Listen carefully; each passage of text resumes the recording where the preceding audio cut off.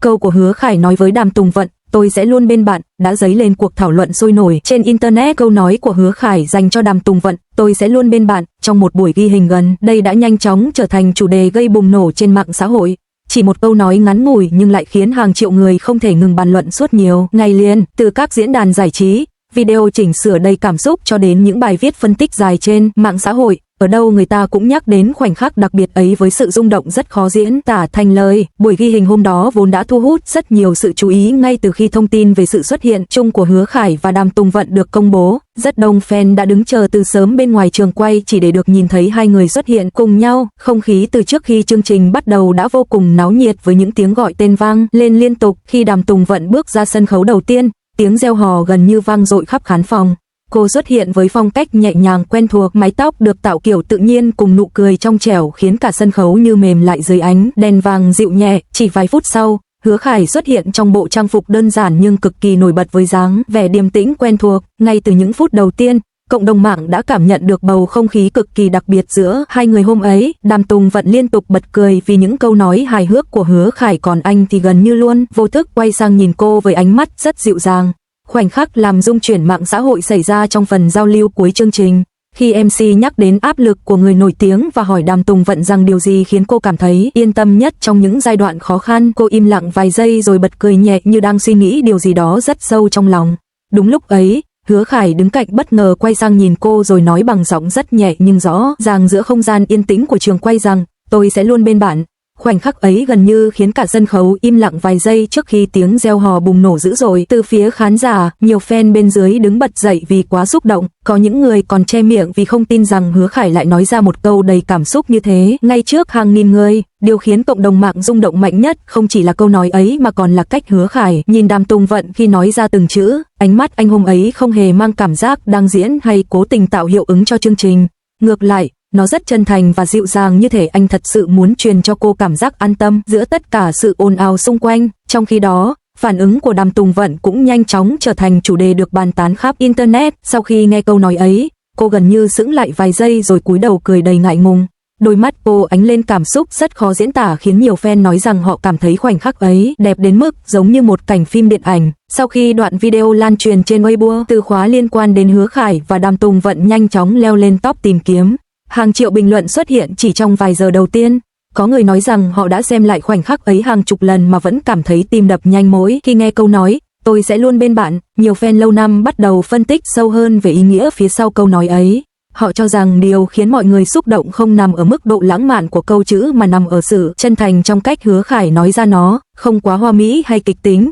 Chỉ là một lời nói rất đơn giản nhưng lại mang theo cảm giác cực kỳ ấm áp và đáng tin cậy. Một blogger giải trí nổi tiếng sau đó từng viết rằng giữa thế giới giải trí đầy áp lực và cạnh tranh, đôi khi điều khiến người khác rung động nhất không phải những lời hứa lớn lao mà chỉ là một câu nói nhẹ nhàng đúng lúc người kia cần được an ủi nhất. Nhiều đoạn fan cam quay từ phía dưới sân khấu sau đó tiếp tục khiến cộng đồng mạng tan chảy. Trong một góc quay rất gần, khoảnh khắc Hứa Khải nói câu ấy được ghi lại rõ hơn bao giờ hết.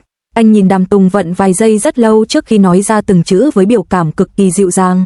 Trong khi đó, Đàm Tùng Vận sau khi nghe xong gần như không dám nhìn thẳng về phía anh vì quá ngại. Có fan còn nói rằng ánh mắt của Đàm Tùng Vận lúc ấy giống như đang cố giấu đi cảm xúc rung động của mình trước hàng nghìn khán giả. Cô liên tục cúi đầu cười và đưa tay chỉnh tóc như để lấy lại bình tĩnh giữa tiếng reo hò vang dội khắp sân khấu. Một bức ảnh được chụp đúng khoảnh khắc ấy sau đó đã trở thành hình ảnh nổi tiếng nhất tuần trên mạng xã hội. Trong ảnh, Hứa Khải đứng nghiêng người nhìn Đàm Tùng Vận với ánh mắt đầy sự chú ý, còn cô thì cúi đầu cười nhẹ dưới ánh đèn vàng dịu của sân khấu.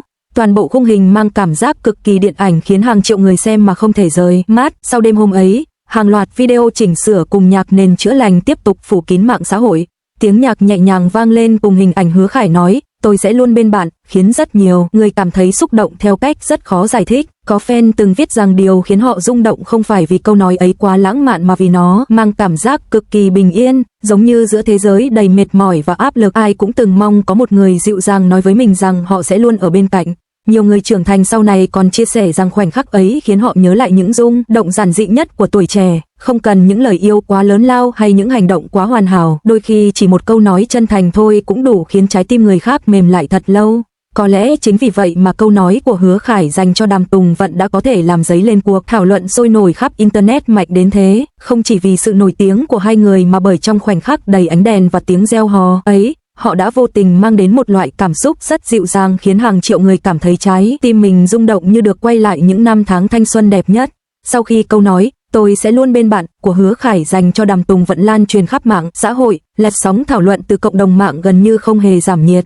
Ngược lại, càng nhiều góc quay khác nhau xuất hiện, người hâm mộ lại càng cảm nhận rõ hơn cảm xúc đặc biệt trong khoảnh khắc ấy. Một đoạn fan cam quay từ vị trí rất gần sân khấu sau đó đã khiến hàng triệu người xúc động mạnh. Hơn nữa, trong đoạn video ấy, ngay trước khi nói câu "tôi sẽ luôn bên bạn", Hứa Khải đã im lặng nhìn Đàm Tùng Vận vài giây rất lâu. Đó không phải kiểu ánh mắt thoáng qua thường thấy trong các chương trình giải trí mà giống như một khoảnh khắc anh thật sự muốn truyền đến cô sự an tâm giữa ánh đèn và sự chú ý của hàng nghìn người. Nhiều fan sau đó bắt đầu phân tích biểu cảm của Đàm Tùng Vận lúc nghe câu nói ấy. Họ nhận ra rằng trước khi bật cười ngại ngùng, đôi mắt cô đã hơi rung động trong vài giây ngắn ngủi. Có cảm giác như chính cô cũng không ngờ Hứa Khải lại nói ra điều ấy ngay trước công chúng. Khoảnh khắc ấy càng trở nên đặc biệt hơn khi cả sân khấu gần như bùng nổ ngay sau đó. Tiếng reo hò vang lên không ngừng từ khán giả khiến Đàm Tùng Vận phải cúi đầu cười liên tục vì quá ngại. Trong khi đó, Hứa Khải đứng cạnh chỉ lặng lẽ bật cười rất nhẹ nhưng ánh mắt vẫn chưa rời khỏi cô. Điều khiến cộng đồng mạng xúc động nhất chính là sự dịu dàng cực kỳ tự nhiên trong toàn bộ khoảnh khắc ấy, không có cảm giác đang diễn hay cố tạo hiệu ứng truyền thông. Tất cả diễn ra rất đơn giản nhưng lại chân thành đến mức khiến người khác cảm thấy trái tim mình mềm lại. Sau khi đoạn video được lan truyền rộng rãi trên Weibo, hàng loạt chủ đề liên quan nhanh chóng leo lên top tìm kiếm. Có người nói rằng họ đã xem lại khoảnh khắc ấy hàng chục lần chỉ để nhìn ánh mắt của Hứa Khải lúc nói ra câu "tôi sẽ luôn bên bạn". Một blogger nổi tiếng từng viết rằng điều đặc biệt nhất của câu nói ấy nằm ở thời điểm nó được nói ra, không phải trong một phân cảnh phim với ánh đèn được sắp đặt hoàn hảo, cũng không phải một lời thoại lãng mạn có kịch bản từ trước. Nó xuất hiện giữa một cuộc trò chuyện rất bình thường nhưng lại mang cảm xúc đủ chân thật để khiến hàng triệu người rung động cùng lúc. Nhiều fan trưởng thành sau này còn chia sẻ rằng họ cảm thấy câu nói ấy đẹp bởi nó không mang cảm giác hứa hẹn quá lớn lao, chỉ đơn giản là một sự hiện diện âm thầm nhưng đáng tin cậy. Đôi khi trong cuộc sống, điều người ta cần nhất không phải những lời yêu đầy hoa mỹ mà chỉ là một người nói rằng họ sẽ ở bên cạnh mình những lúc khó khăn nhất. Một đoạn video hậu trường khác sau đó tiếp tục làm cộng đồng mạng tan chảy. Trong video ấy, sau khi chương trình kết thúc, Đàm Tùng Vận vẫn còn khá ngại vì phản ứng quá lớn từ khán giả. Cô vừa đi vừa cúi đầu cười trong khi nhân viên xung quanh vẫn liên tục nhắc đến câu nói của Hứa Khải. Đi phía sau cô vài bước, Hứa Khải nhìn thấy phản ứng ấy thì chỉ lặng lẽ bật cười rất nhẹ. Có lúc anh còn vô thức bước chậm lại để đi cùng tốc độ với cô giữa hành lang đông người.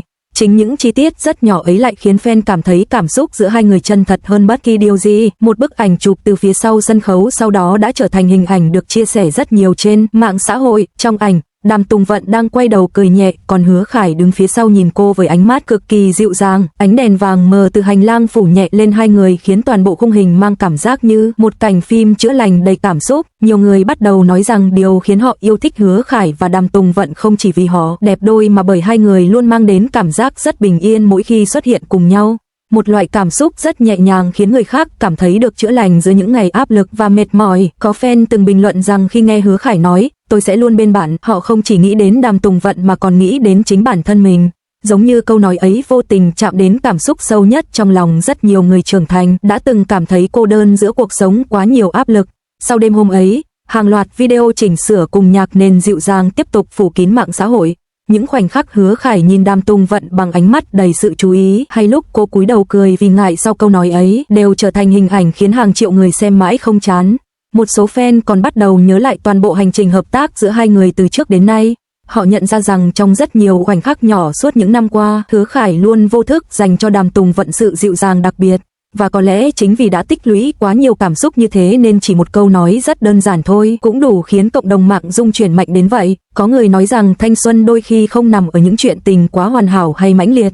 Thanh xuân có thể chỉ đơn giản là khoảnh khắc nhìn thấy một người dịu dàng nói với người còn lại rằng "tôi sẽ luôn bên bạn", giữa ánh đèn sân khấu và tiếng reo hò vang dội của hàng nghìn khán giả. Và có lẽ cũng chính vì vậy mà câu nói của Hứa Khải dành cho Đàm Tùng Vận lại có thể trở thành một trong những khoảnh khắc khiến internet rung động mạnh đến thế.